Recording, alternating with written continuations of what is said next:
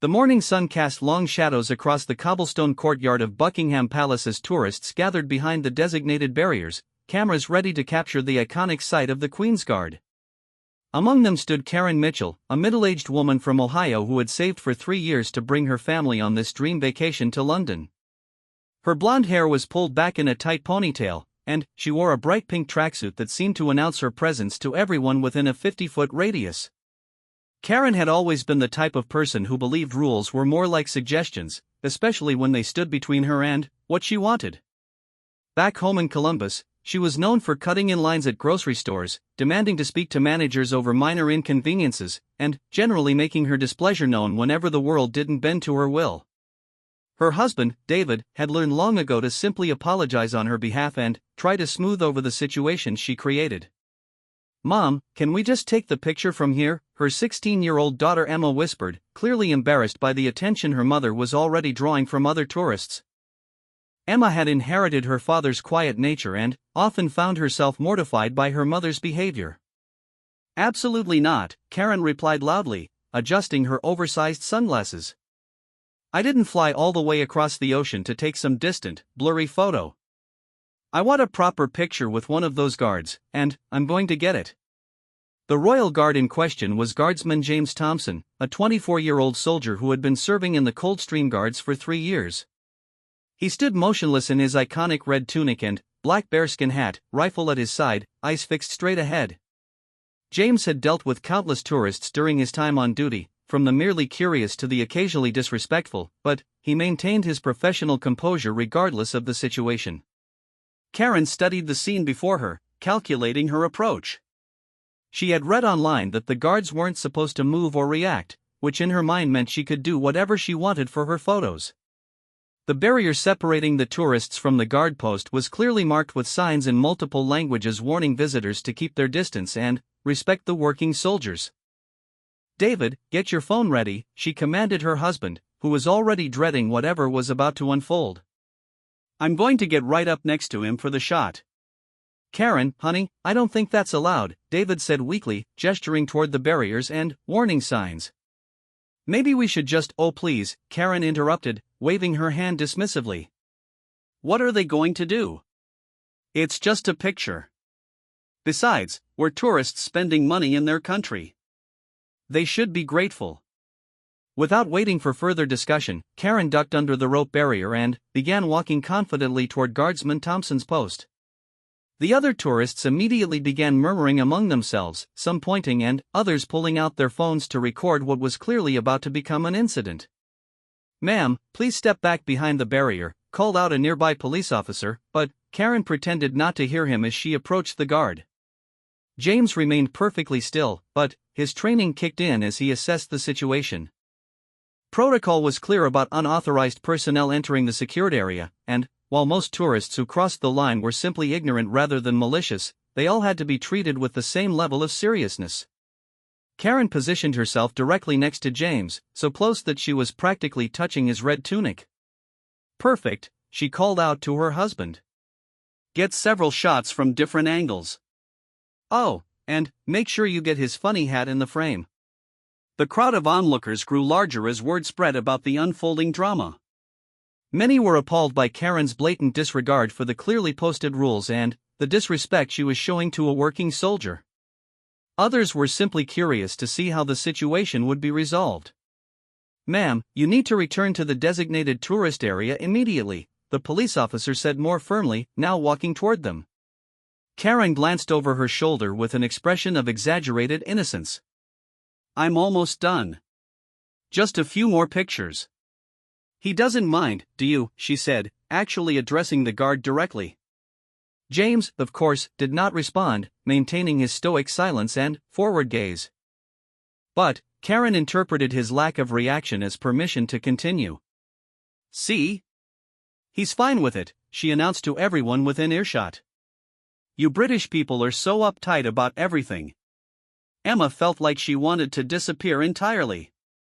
She could see other tourists staring at her family with mixtures of disbelief and disgust.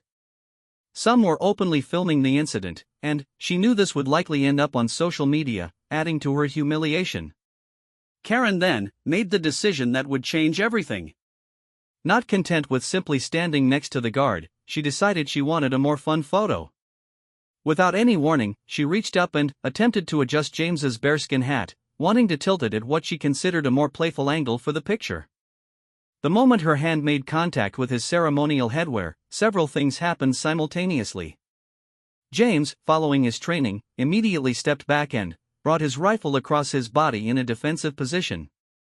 His voice rang out clear and authoritative across the courtyard, "Stand back. Do not touch the guard." The police officers, who had been approaching cautiously, now moved with urgency. Additional security personnel seemed to materialize from nowhere, and the casual atmosphere of a tourist attraction suddenly transformed into something much more serious. "I was just trying to fix his hat." Karen protested loudly, but her voice was drowned out by the commotion around her. "It was crooked. I was helping." The crowd of tourists had grown to over 100 people, and many were now openly filming the spectacle. Karen found herself surrounded by uniformed officers, all speaking in crisp British accents and using terms she didn't fully understand but that clearly indicated she was in significant trouble.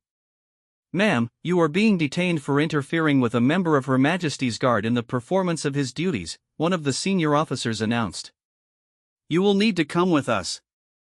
This is ridiculous," Karen shouted, her voice echoing off the palace walls. "I'm an American citizen. You can't arrest me for taking a picture." David finally found his voice, albeit a shaky one. "Officers, I'm sure this is all just a misunderstanding. My wife didn't mean any harm. She's just enthusiastic about experiencing British culture." The lead officer, Sergeant Williams, had dealt with similar incidents before, though few quite as brazen as this one. "Sir, your wife physically interfered with a guard on duty and ignored multiple warnings to maintain a safe distance. This is not a matter of cultural enthusiasm." As Karen was led away, still protesting her innocence and demanding to speak to someone in charge, the crowd of onlookers began to disperse. But the damage was already done. Multiple videos of the incident were already being uploaded to various social media platforms, and the story was beginning to take on a life of its own. Emma stood next to her father, tears of embarrassment streaming down her cheeks. "Dad, everyone's filming us. This is going to be everywhere." David put his arm around his daughter, watching helplessly as his wife disappeared into a police vehicle. He had always known Karen's behavior would eventually catch up with her, but he had never imagined it would happen in such a public and humiliating way. James Thompson returned to his post, adjusting his uniform and resuming his stoic stance. In his 3 years of service, he had never had a tourist actually touch his ceremonial headwear. The incident would require a full report, and he knew it would be discussed extensively among his fellow guards. The morning that had started as a family vacation photo opportunity had transformed into an international incident, with Karen Mitchell at the center of a growing storm she was only beginning to understand. The aftermath of her decision to cross that rope barrier would ripple far beyond the palace walls, affecting not just her own family but sparking conversations about respect, privilege, and appropriate behavior that would continue long after her detention. As the police vehicle carrying Karen disappeared around the corner, the tourists who remained behind were left to process what they had witnessed. Many were already sharing their own videos and photos of the incident online, each adding their own commentary about the American woman who had dared to touch a Queen's Guard. The story was just beginning, and Karen Mitchell had no idea how much her few minutes of perceived entitlement would change everything for herself and her family. The line she had crossed was far more significant than the simple rope barrier she had ducked under, and the consequences would prove to be more far-reaching than anyone could have imagined in those first chaotic moments outside Buckingham Palace. The holding cell at the Westminster police station was nothing like the British detention facilities Karen had seen in movies. The harsh fluorescent lighting cast an unflattering glare on the beige concrete walls, and the metal bench felt cold even through her pink tracksuit. Karen sat with her arms crossed, still fuming about what she considered a massive overreaction to her innocent attempt at taking a memorable vacation photo. "This is absolutely insane," she muttered to herself for the 100th time since being processed.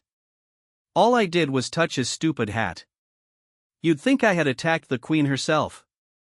Meanwhile, 3 miles away at their hotel, David was frantically trying to manage the crisis that seemed to be growing by the hour. Their room's phone hadn't stopped ringing with calls from news outlets, and Emma had discovered that videos of the incident were already trending on multiple social media platforms under hashtags like #Karen vs Royal Guard and #Tourist Behavior Gone Wrong. "Dad, look at this," Emma said, her voice thick with tears as she showed him her phone. "There's already a compilation video with over 2 million views. Everyone's making fun of Mom, but they're also making fun of us." David sank into the hotel room's chair, overwhelmed by the magnitude of the situation. "I need to call the embassy. Maybe they can help us figure this out." The American embassy in London had indeed been contacted, but not by David. The incident had already reached their attention through official channels, as any detention of American citizens involving the Royal Guard required diplomatic notification. Cultural attaché Sarah Morrison was assigned to the case, and she was not looking forward to the conversation she would need to have with Karen Mitchell. Back at the police station, Detective Inspector Rebecca Hayes was reviewing the incident reports and video evidence. A 20-year veteran of the Metropolitan Police, she had handled her share of tourist-related incidents, but the audacity displayed in this case was remarkable even by London standards.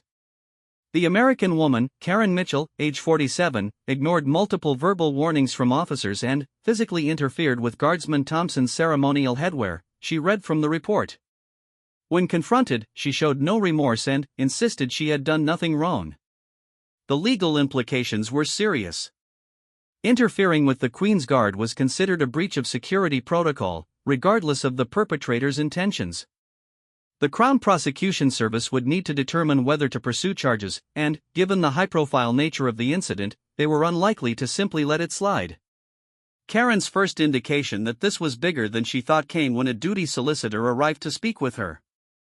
Margaret Thornton was an experienced criminal defense lawyer who had volunteered her time to help detained individuals navigate the British legal system. "Mrs. Mitchell, I'm Margaret Thornton, and I'll be representing you during this process," she said, settling into the chair across from Karen in the small consultation room. "I need you to understand the seriousness of the charges you're potentially facing." "Charges?" Karen's voice pitched higher. "What charges?" "I touched a hat." "That's not illegal." Margaret opened her folder and began explaining the complex web of laws that governed the protection of royal properties and personnel. Under the Serious Organized Crime and Police Act, it is an offense to interfere with the operation of the Royal Guard. Additionally, you ignored police directions and entered a restricted area. These are not minor infractions. Karen's confidence began to waver for the first time since the incident. "But I'm an American citizen. Surely that makes a difference?" "I'm afraid your nationality provides no protection from British law while you're on British soil," Margaret explained gently. "In fact, the international attention this incident is receiving may make authorities more likely to pursue prosecution to send a message about respecting British institutions." The reality of her situation was beginning to penetrate Karen's stubborn certainty that she was in the right. "What does that mean exactly?" "At minimum, you could face a substantial fine and a ban from all royal properties. At worst, you could be looking at a brief prison sentence and immediate deportation." While Karen was learning about the potential consequences of her actions, the incident was taking on a life of its own in the digital world. The initial videos had been viewed millions of times, and news outlets across the globe were picking up the story. The narrative that was emerging painted Karen not just as an inconsiderate tourist, but as a symbol of American entitlement and disrespect for other cultures. Back at their hotel, David's phone finally rang with the call he had been dreading. It was his boss from the insurance company where he worked in Columbus. "David, I'm calling about the situation with your wife," said Regional Manager Tom Peterson, his voice carefully neutral. "The company has received several calls from clients who have seen the news coverage. I'm afraid we need to discuss this when you return." David felt his stomach drop. "Tom, this has nothing to do with my work. It's just an unfortunate vacation incident." "I understand that, David, but your wife identified herself as Mrs. Mitchell from Columbus, Ohio, and our company name appears on some of your social media profiles." When she's being interviewed on international television as an example of ugly American behavior, it becomes a company reputation issue. Emma, who had been monitoring social media, discovered that internet users had done what they did best: they had identified the family and begun digging into their lives. Their home address, David's workplace, and even Emma's high school had been discovered and shared online. The comments were brutal. "She's the type of American that makes the rest of us look bad when we travel abroad. Imagine being so entitled that you think you can just touch a soldier on duty. I feel sorry for her family." They looked mortified. The most painful posts for Emma were the ones that included her in the criticism, despite her obvious embarrassment during the incident. At the police station, Karen was finally allowed a phone call. She dialed David's number with shaking hands, her earlier bravado completely gone. "David? David, you need to get me out of here," she said, her voice cracking. "This isn't funny anymore. They're talking about charges and deportation, and I don't understand any of this." David closed his eyes, trying to find the words to explain that their problems extended far beyond her detention. "Karen, we need to talk about more than just getting you out. This whole thing has become a news story. People at home are already finding out about it." "What do you mean, a news story?" Karen asked, though part of her already knew the answer. "Honey, the videos of what you did are all over the internet. Millions of people have watched them. News channels are calling the hotel. I've already heard from my boss at work." The phone went quiet for a long moment as Karen processed this information. She had never considered that her actions might have consequences beyond the immediate moment. The idea that strangers around the world were watching and judging her had never occurred to her. Cultural attaché Sarah Morrison arrived at the police station that afternoon to meet with Karen. As a diplomatic professional, Sarah had learned to maintain neutrality even in the most challenging situations, but Karen Mitchell was testing those skills. "Mrs. Mitchell, I'm Sarah Morrison from the American Embassy," she said as she entered the consultation room. "I'm here to ensure you understand your rights and the process you'll be going through." "Finally!" Karen exclaimed. "Someone who can sort this mess out. I need you to explain to these people that I'm an American citizen and I have rights." Sarah set down her briefcase carefully. "Mrs. Mitchell, I need to clarify something from the start. Being an American citizen doesn't exempt you from following British law, and the embassy cannot interfere with the legal process here. What I can do is ensure you have access to proper representation and that you understand what's happening." Karen's face flushed red. "So you're not going to help me?" "I'm here to help you navigate this situation, but I cannot make it disappear," Sarah explained patiently. "The incident you were involved in has attracted significant attention, both here and in the United States. The British authorities are under pressure to demonstrate that they take security around royal properties seriously." As the day wore on, it became clear that Karen's case was not going to be resolved quickly or quietly. The Crown Prosecution Service had decided to proceed with charges, viewing the incident as an opportunity to send a clear message about the consequences of disrespecting British institutions. Back at the hotel, David made the difficult decision to call Karen's mother to explain what had happened before she heard about it on the news or from neighbors. "David, dear, what's wrong?" asked Helen, Karen's 73-year-old mother, immediately picking up on the tension in his voice. "Helen, I need to tell you about something that happened today with Karen," David began and then spent 20 minutes explaining the incident and its growing repercussions. There was a long pause before Helen responded. "Oh, David. I love my daughter, but she's always been this way. Even as a child, she never understood that rules applied to her too. I had hoped marriage and motherhood might teach her some humility." Emma, overhearing her father's conversation, felt a mix of relief and sadness that even her grandmother recognized her mother's problematic behavior. Evening brought more troubling developments. The incident had been featured on the BBC Evening News, CNN International, and was trending on Twitter worldwide. Commentary ranged from humorous memes to serious discussions about cultural sensitivity and respect for military personnel. Karen, still in her holding cell, had no idea of the global conversation her actions had sparked. She had been provided with a dinner of fish and chips, which under normal circumstances she might have enjoyed as an authentic British experience. Instead, she picked at it while contemplating the very real possibility that her vacation had turned into an international incident with career and social consequences she was only beginning to understand. The guard on duty, Guardsman Thompson, had completed his shift and was dealing with his own aftermath. His commanding officer, Major Harrison, had debriefed him on the incident and commended him for following protocol perfectly, but James knew this wouldn't be the end of it. Tomorrow, he would face questions from investigators, reporters, and likely his fellow guardsmen who would inevitably have something to say about becoming internet famous for being molested by an American tourist. As the second day of what was supposed to be a pleasant family vacation came to an end, 3 people's lives had been fundamentally changed by a few moments of poor judgment outside Buckingham Palace.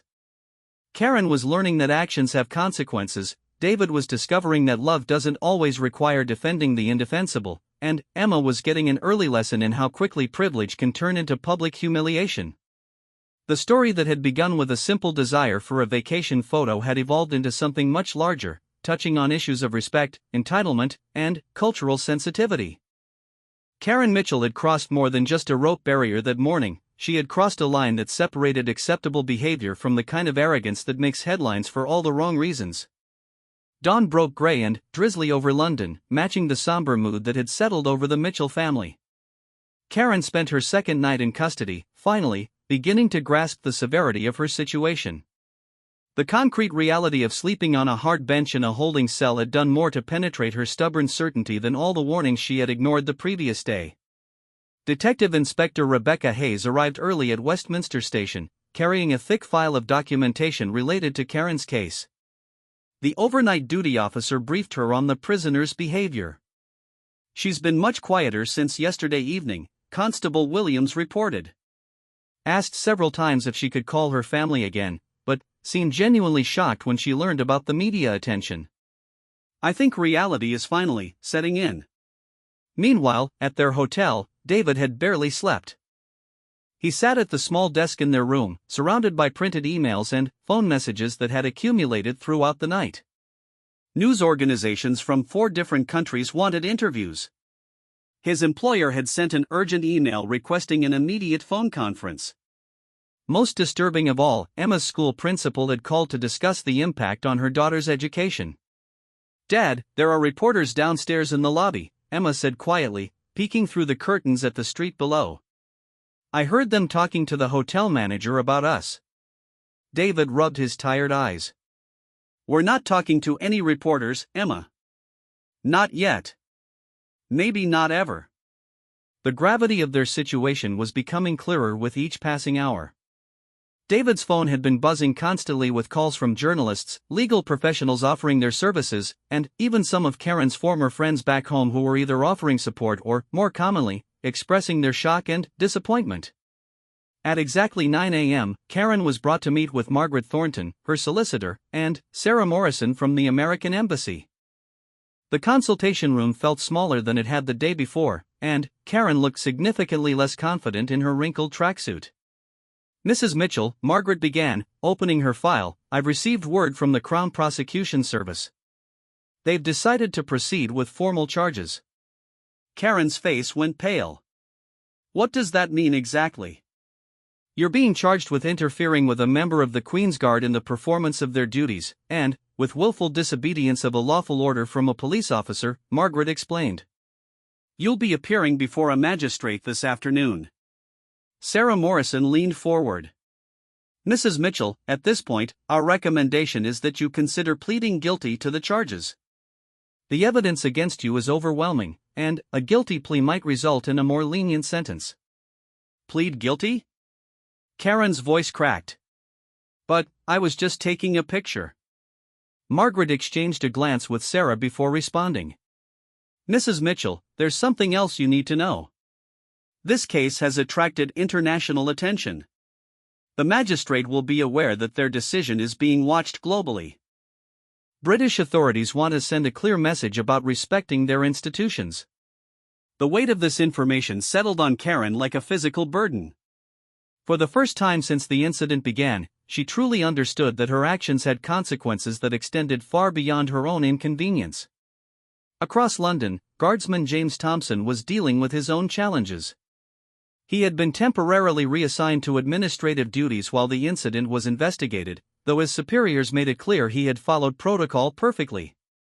The attention was unwelcome for someone trained to blend into the ceremonial background of royal duties. "Thompson, you've got visitors," his commanding officer announced. "Reporters want a statement about yesterday's incident." James straightened his shoulders. "Sir, I'd prefer not to make any statements to the media." "That's exactly the right answer, Guardsman. Let the officials handle the public relations. You just focus on your duties." But James couldn't escape the reality that his face was now associated with an international incident. Fellow guards offered support mixed with good-natured ribbing about becoming famous for being assaulted by an American tourist. The attention made him uncomfortable, but he recognized that the incident highlighted the important role he and his colleagues played in protecting British heritage and traditions. Back at Westminster Magistrates' Court, preparations were underway for what had become one of the most watched minor criminal proceedings in recent memory. Magistrate Eleanor Bancroft had handled thousands of cases during her career, but few had arrived with such extensive media coverage. Court Clerk Timothy Harrison briefed the magistrate on the unusual circumstances. "Ma'am, we've received over 200 media requests for access to this afternoon's hearing." The defendant appears to be entirely unprepared for the attention her case has generated. Magistrate Bancroft reviewed the file carefully. "This appears to be straightforward from a legal perspective, but I understand the symbolic importance. Schedule the hearing for 2 o'clock and ensure adequate security." At noon, David received permission to visit Karen before her court appearance. The reunion was emotional, with Karen breaking down completely when she saw her husband. "David, I'm so sorry," she sobbed. "I never meant for any of this to happen. I just wanted a nice picture for our vacation." David held his wife, feeling a complex mixture of love, frustration, and deep sadness for how thoroughly their lives had been disrupted. "Karen, we need to talk about what happens next. This isn't just about you anymore. Emma and I are dealing with consequences too." "What do you mean?" David took a deep breath. "My boss has put me on administrative leave pending a review of how this reflects on the company. Emma's school has been contacted by reporters asking about her family. And, honey, our neighbors back home have seen the news coverage. Everyone knows what happened." Karen stared at him in disbelief. "But why should you and Emma be punished for something I did?" "Because we're a family, Karen. When one of us makes headlines for all the wrong reasons, it affects all of us." The conversation was interrupted when Margaret Thornton arrived to prepare Karen for her court appearance. "Mrs. Mitchell, I need you to understand what will happen this afternoon. The magistrate will read the charges, you'll enter your plea, and then sentencing will occur. Given the media attention, I expect the court will want to resolve this quickly." As 2 o'clock approached, Westminster Magistrates' Court filled with an unusual crowd. Along with the typical court personnel and legal observers, reporters from multiple countries had gathered to witness the resolution of what had become known internationally as the Royal Guard incident. Karen entered the courtroom looking small and overwhelmed. The bright pink tracksuit that had seemed so appropriate for tourist photos now made her appear garish and out of place in the formal setting. David and Emma sat in the public gallery, both dreading the moment when this private family crisis would become a matter of public record. Magistrate Bancroft called the court to order with her characteristic efficiency. "We are here today to address the charges against Karen Mitchell, an American citizen, relating to an incident at Buckingham Palace yesterday morning."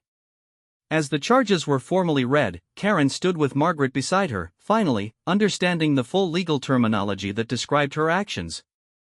Interfering with a member of Her Majesty's Guard and willful disobedience of a lawful police direction sounded much more serious than touching a hat when spoken in the formal language of British law. "How do you plead?" Magistrate Bancroft asked. Karen looked at Margaret, who nodded encouragingly. "Guilty, Your Honor." A murmur went through the courtroom as reporters scribbled notes and court observers reacted to the admission. Magistrate Bancroft then delivered a statement that would be quoted in news reports around the world. "Mrs. Mitchell, your actions yesterday demonstrated a profound disrespect for British institutions and the brave men and women who serve to protect them. The Queen's Guard are not tourist attractions or props for photographs. They are working military personnel deserving of the same respect you would show any soldier in your own country." Karen stood silently, tears streaming down her face as the full impact of her behavior was laid bare in formal, legal language. However, the magistrate continued, "I also recognize that you appear to be genuinely remorseful and that this incident has already had significant consequences for you and your family." The courtroom was completely silent as Magistrate Bancroft announced the sentence: "You are hereby fined £5,000 and banned from all royal properties for a period of 10 years. Additionally, you will write a formal letter of apology to Guardsman Thompson and the Coldstream Guards for your behavior." Karen's knees nearly buckled at the mention of the fine, which represented a significant portion of their vacation savings and would create financial stress for months to come.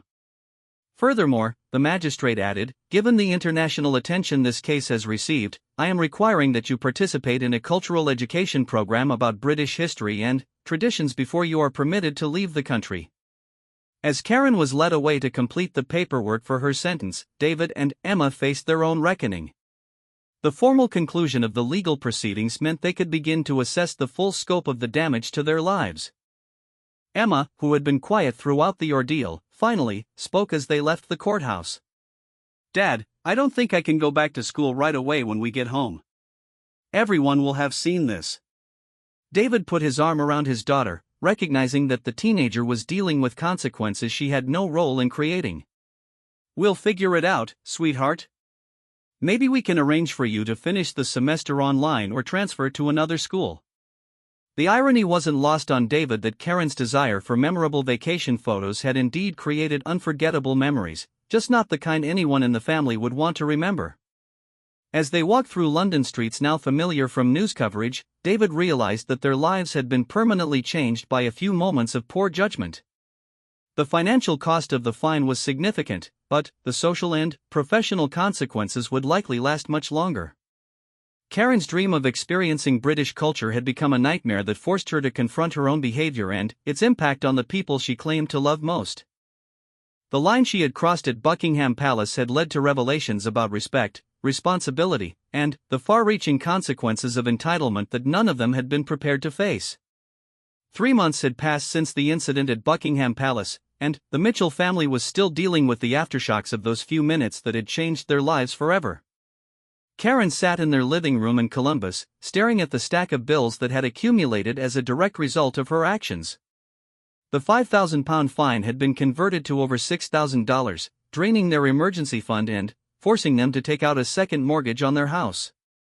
The cultural education program mandated by the British court had been completed during an extended stay in London, during which Karen attended daily sessions about British history, military traditions, and cultural sensitivity. The program coordinator, Dr. Patricia Westbrook, had been patient but firm in helping Karen understand exactly why her actions had been so offensive. "Mrs. Mitchell, Dr. Westbrook had explained during one particularly difficult session, the Queen's Guard represents centuries of tradition and sacrifice. These soldiers have served in combat zones, protected national security, and earned the right to be treated with dignity. When you treated Guardsman Thompson as a prop for your photograph, you diminished not just his service, but the service of every soldier who has worn that uniform." Those words had haunted Karen throughout the program and continued to echo in her mind as she tried to rebuild her life back home. For the first time in her adult life, she was forced to confront the reality that her behavior had consequences not just for herself, but for everyone around her. David's situation at work had stabilized somewhat, but not without cost.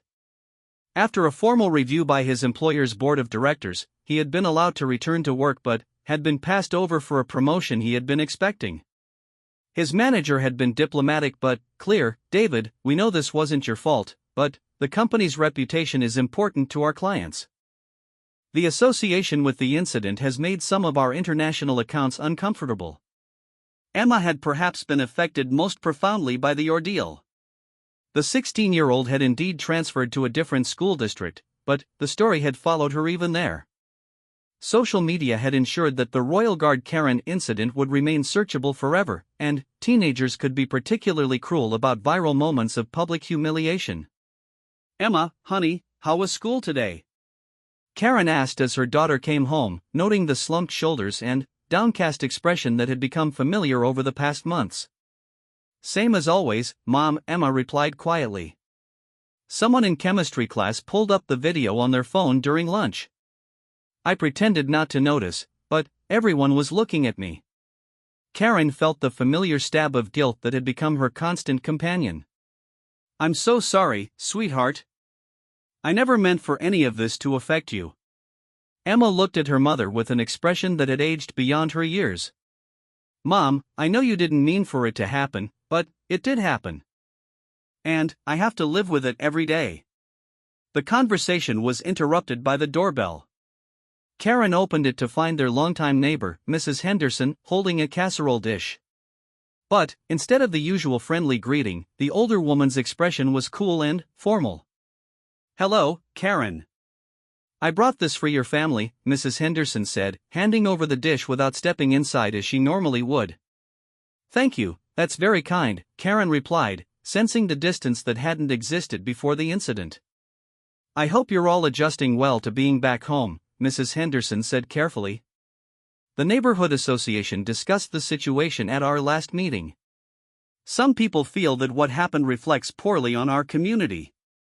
After Mrs. Henderson left, Karen closed the door and leaned against it, finally, understanding that the consequences of her actions extended even to her own neighborhood.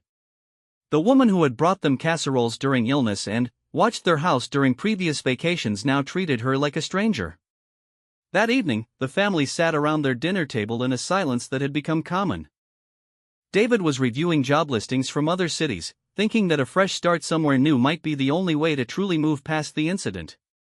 Emma picked at her food, still dealing with the social consequences of her mother's viral moment. I've been thinking, Karen said quietly, breaking the silence. Maybe I should reach out to some of the organizations that were criticizing me online. Not to argue or defend myself, but to apologize and try to do something positive. David looked up from his phone. What do you mean? Dr. Westbrook mentioned during the program that there are veteran support organizations here in Ohio. Maybe I could volunteer with them, learn more about what military service actually means. Emma raised an eyebrow. Mom, do you really think people would want you volunteering after what happened? The bluntness of her daughter's question stung, but Karen recognized the truth in it. Maybe not at first, but I have to try to do something. I can't just pretend this never happened and go back to the way things were. The next morning, Karen did something she had never done in her adult life. She made a series of phone calls to apologize without expecting anything in return. She called the British Embassy in Washington to express her remorse for the diplomatic embarrassment she had caused. She contacted veterans organizations to ask if there was any way she could contribute to supporting military families, even if it meant starting with the most basic volunteer tasks. Most significantly, she reached out to a local military family whose son had been killed in Afghanistan 2 years earlier.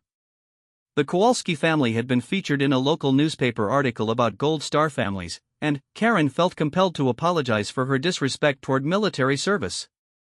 Mrs. Kowalski, Karen said when the woman answered the phone, my name is Karen Mitchell, and you probably saw the news about what I did in London. I'm calling to apologize and to ask if there's any way I can help honor your son's memory. There was a long pause before Mrs. Kowalski responded. I did see the news, Mrs. Mitchell. My husband was quite angry about it, actually. He felt it showed disrespect for everyone who has served. He was right to feel that way, Karen replied. I understand that now, and I want to do something meaningful to make amends. After several conversations, Mrs. Kowalski agreed to let Karen help with a memorial garden the family was creating in their son's honor. It was hard, physical work that required Karen to spend hours pulling weeds, planting flowers, and listening to stories about a young man who had died serving his country. You know, Mrs. Kowalski said one afternoon as they worked together, I was prepared to dislike you. But I can see you're genuinely trying to understand what you did wrong. Karen paused in her digging. I was raised to think that if I wanted something, I should just take it. Nobody ever taught me that some things are bigger than what I want. As spring turned into summer, the Mitchell family began to find a new equilibrium. David had decided against looking for work in other cities, recognizing that running away from their problems wouldn't solve them. Emma had joined a school club focused on cultural awareness and had begun to see her experience as something that could help educate others about the importance of respectful behavior abroad. Most surprisingly, Karen had found purpose in her volunteer work with military families. She had started a small non-profit organization focused on educating travelers about cultural sensitivity and respect for military institutions around the world. Her first-hand experience with the consequences of disrespectful behavior had given her a unique platform to speak about these issues. "I never thought I'd say this," Emma told her father one evening, "but I think what happened might actually have made Mom a better person." David smiled, the first genuine smile he'd experienced in months. "Your mother was never a bad person, sweetheart. She just needed to learn that her actions affect other people." The viral videos of the Buckingham Palace incident still existed online, and probably always would. Karen had learned to live with the fact that her worst moment would be permanently preserved for the world to see. But she had also discovered that how she responded to that moment would define her character more than the moment itself. Guardsman James Thompson had returned to his regular duties and had even been commended by his superiors for his professional handling of the incident. He occasionally received letters from tourists who had been inspired by his dignity and discipline during the confrontation. One letter had come from a young American woman named Emma Mitchell, apologizing for her mother's behavior and expressing her respect for his service. On the first anniversary of the incident, Karen stood in the memorial garden she had helped create, surrounded by flowers that honored a fallen soldier she had never met. Mrs. Kowalski worked beside her, and they had become unlikely friends through their shared commitment to honoring military service. "You know, Karen," Mrs. Kowalski said, "my son would have liked what you've done this year. He always believed people could change if they wanted to badly enough." Karen felt tears in her eyes, not of shame this time, but of gratitude for the opportunity to transform her worst mistake into something meaningful. The line she had crossed at Buckingham Palace had indeed changed everything, but not in the way she could have imagined. It had taught her humility, empathy, and the true meaning of respect. The incident would always be part of her story, but it was no longer the whole story. Karen Mitchell had learned that redemption wasn't about erasing the past, but about building a future worthy of the lessons the past had taught her. As evening fell over the memorial garden, Karen reflected on how drastically her understanding of respect and privilege had changed. The woman who had once believed rules didn't apply to her had become an advocate for cultural sensitivity and military appreciation.